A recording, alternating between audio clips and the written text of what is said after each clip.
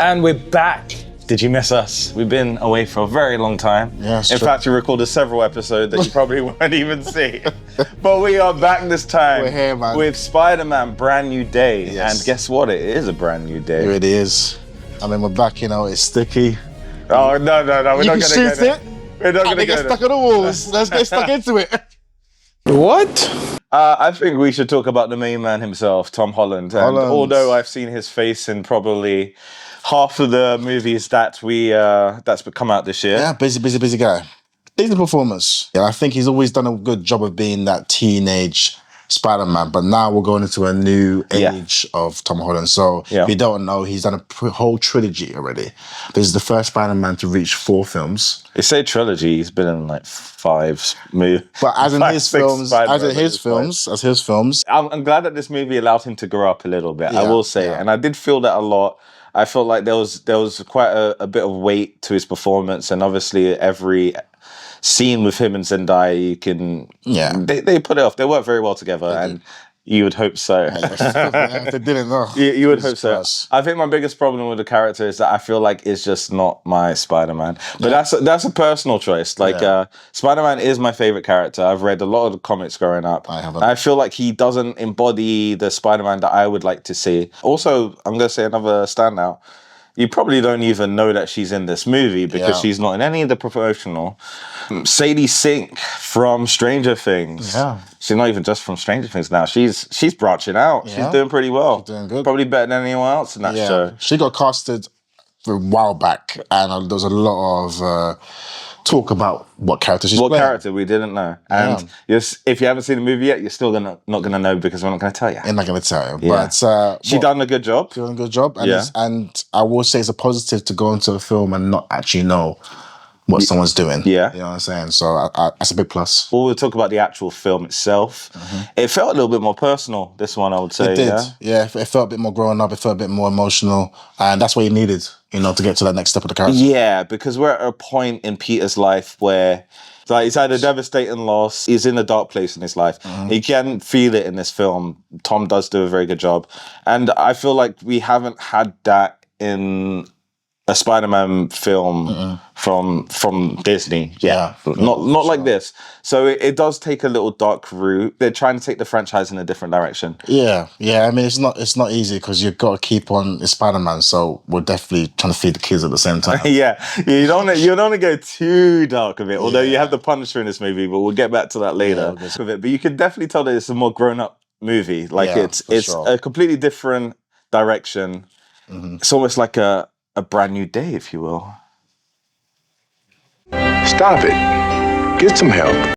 This film definitely has its faults, unfortunately. There are a couple plot holes. Why does Peter continue to keep his identity secret at this point? From the previous film, at the very end, if you don't remember, he wishes that... Is it that no one remembers that he's Peter, or no one remembers that Spider-Man? Something like that. No one remembered Peter Parker. No one remembered Peter Parker, right? Yeah. So the big thing about Spider-Man is that he keeps his identity hidden to protect the people closest to him, right? But in this film, no one's close to him. He's he's a recluse at this point, right? So he's taken the solo path, and that just doesn't work for me, but that also was one of the most interesting parts about Spider-Man for me growing up. It was just like his work-life balance. He's constantly trying to juggle things, but he has to keep that line. And that part was missing for me in that movie. Yeah. And they done that intentionally, but it's something that just didn't work for me, I guess. Yeah, I think it's a bit confusing why he didn't just open up to certain characters, you know? It's like a tradition. It's like you don't know why you're doing it anymore, but you're just doing it at this point. Yeah. However, it is a good nod to the comics because, like we were saying before, of all the Avengers, he's the only one that kept his mask on, so... Yeah, well, in the ones that we've seen. Yeah. Well, we're not even going to talk about the Avengers. I'll talk about them in a minute. But I will say, I'm curious, does Peter even have a job in this? Because I'll be honest, the vast majority of this movie... It's not even Peter Parker, is it? It's about 80% Spider-Man, which I do like. Yeah. I really like how much Spider-Man we got. We got Spider-Man interacting with New York, which is also like a separate character, isn't it? We had multiple villains, although you see him for a very small amount of time. him and Frank.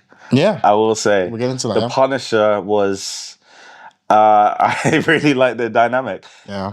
This is what makes me laugh is this is the second movie we've seen this year with those two in it, with exactly. Tom Holland and John Bernthal. Yeah. And it works really well in this. I thought it was going to be a little cheesy at first. Like some of the jokes didn't land for me at the very beginning. Yeah. But as like he actually got a lot to do in this movie. And I think it worked really well. He was a perfect example of a path that Peter could be going down.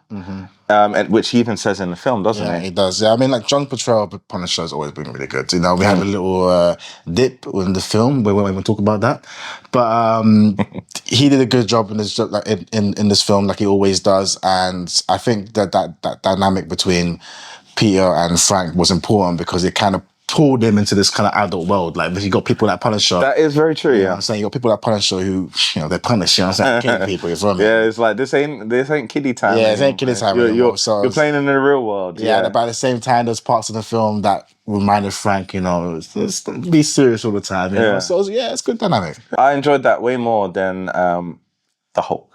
Yeah. Like, the Hulk was fine. I enjoyed seeing him on screen, and there was a version of him which was pretty cool. That was a cool part of that. It was, yeah. But the way the reason why he's in this film, I guess, to show another path that Peter could go down, just kind of doesn't make any sense in the canon of his character. Yeah. And it really does show that they really they don't know what to do with the Hulk. Yeah. You know? But I will say, I'm glad that they didn't go down the route as like, let's just throw every single character in there. Yeah. Although there is a couple of characters that were very sad was left out of it.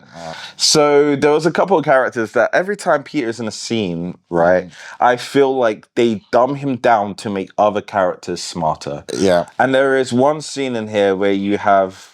This is not a spoiler, so I'm going to say it easily. When you have Yelena, who I guess technically is the leader of the New Avengers now, although no one voted him in, no one really cares, is condescending to Peter. When Peter has gone off-world, he's fought the Mad Titan, he's done all this shit, and then what has she done? And she's still condescending him. I want to talk about the fighting. Yeah. There were certain scenes where I was like, I like this, man. Yeah. You know, like... I'm always a person, ever since Winter Soldier, the bar's been, you know, that set the bar for me. Yeah. And I always like when they, you know, maybe the plot's not amazing, maybe this is a bit cliche, maybe this is a bit too predictable. Those certain scenes, like there were certain scenes in this film where I was like, yeah, I like these fight scenes. I mean, you can't have a superhero movie without like really good action, and Spider-Man always brings it. It does. And I will say they do raise the game every so often. Yeah. I like the first person perspective when he's swimming. Oh, yeah. It's very good. Some good swing scenes as well. You can tell Tom Holland is actually doing some of his own stunts and he's serious about it. Yeah. There was even a bit, I was watching an interview recently where he admitted that they took some of the moves and some of the finishes from the game. Okay. Yeah. And I don't know if you've seen some of those clips and they're just brutal. Do you think that this is going to do very well? This is probably a stupid question. I think it's still going to do very well. And like, you forget about this Tom Holland tax right now. Him and Zendaya, they're popping right now. We've got like Spider-Man brand out of it. They are popping. It's true. I'm going to watch it just because of them. No, you know what? You're absolutely right. Because in the cinema, the only times we actually heard stuff is their scenes. Yeah. Well, if that's going to generate $1 billion like the previous one does, we don't know. I don't think it will. Personally, I do feel like we are reaching the tail end of superhero movies. It is dying. There is definitely a decline. People are less interested in them and they're still dragging this dead body for cash. Yeah, I think, listen, like, this film had its problems, you know, has its issues. We watched it in 4DX. I got to make a disclaimer. Okay? We watched it in 4DX. Which again makes the film. There was certain scenes. We're gonna have to tag 4DX at this point. Yeah, because there's certain scenes where I'm like, I had to watch this film in 4DX. Yeah. However, at the same time, 3D, I'm not gonna get into it. But they're gonna be our first sponsors. I can feel it. You can feel it, yeah. Feel it in my bones. All right, everyone needs to subscribe so they see us, so we get a sponsorship. 4DX, please. Tag Cineworlds. I don't know what company owns 4DX. Although I'm not going to lie to you, I couldn't do 4DX and 3D ever again. Ever again? Because my head is still spinning, bruv. Listen, I'm going to lie to you. Like, I've been like this for a while. I don't like watching 3D films. 3D films I are avoid awful. them. Yeah. However, it was Spider-Man, so I was like... Yeah, on opening day, there was only showing it on 3D. Yeah. But 3D, yeah, like you said, I hate it, especially if you got a fight scene at night. I don't know what's going to happen. I'm guessing.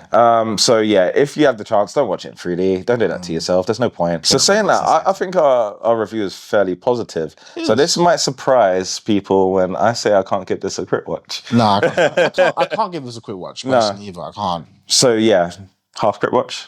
Half watch. Half watch. Half watch. If you're a Spider-Man fan, you're gonna love it. Of course. If you just want to watch something with good action, good entertainment, you love Marvel. Yeah. You're gonna watch this movie regardless, no matter what we say anyway. So let us know what your favorite thing was about this, or if you didn't like it at all. Let us know if you like Tom Holland as a Spider-Man. Is he becoming better? Is he getting worse? And have you got as much fatigue of Zendaya and Tom Holland as we do? We do. Yes, I'm sick and tired of seeing the Love them, but hate them. Yeah. Let us know down in the comments below. Remember to hit that like button and subscribe. And remember, we crit, you watch.